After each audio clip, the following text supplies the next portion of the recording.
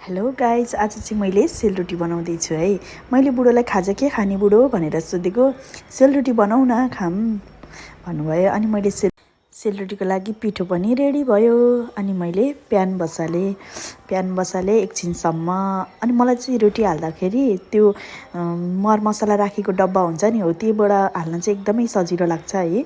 अनि भान्जालाई तेल लिन पठाएको, घर तेल तोरीको त थियो, तर मलाई तोरीको तेलमा चाहिँ मिठो लाग्दैन कि, अनि ठस्स गनाएको जस्तो लाग्छ नि त, त्यही भएर। अनि भान्जा पनि बल्ल बल्ल लिएर आउनुभयो है। ल बल्ल बल्ल 1 घन्टापछि मेरो भान्जा तेल लिएर आउनुभयो। अब के गर्ने हैन, अब यो तेल पनि मेरो हातमा पर्यो। अब मैले के गर्छु, भाँडोमा तेल खनाउँछु। हेर्नु है गाइज, मैले भाँडोमा तेल खनाएँ। अब भाँडो त तातिसकेको थियो। अनि त्यसपछि पिठो पनि रेडी भयो कि भएन भनेर मैले टेस्ट गर्नलाई त्यहाँ राखेँ। हल्का तातिरहेको रहेछ, तर बेसरी खरेको चाहिँ रहेनछ हैन, ठिक्क भइरहेको रहेछ। अब यसमा चाहिँ योबाट चाहिँ एकदमै सजिलो लाग्छ मलाई हैन, रोटी हाल्न एकदमै सजिलो लाग्छ घुमाउनलाई। तर रोटी अलिकति ठुलो चाहिँ हुन्छ हैन, तर सजिलो हुन्छ है गाइस। तपाईहरु ट्राई गर्नु है।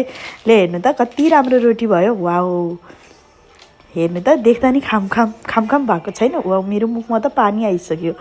हेर्नु त कति राम्रो भएको रोटी। तर त्यस्तो प्रोफेसनल चाहिँ होइन रोटी हाल्न है, त्यही पनि कोसिस गरेको, यत्तिको हाल्दा हुन्छ कि भनेर कोसिस गरेको है।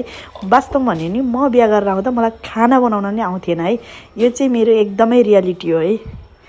बाई।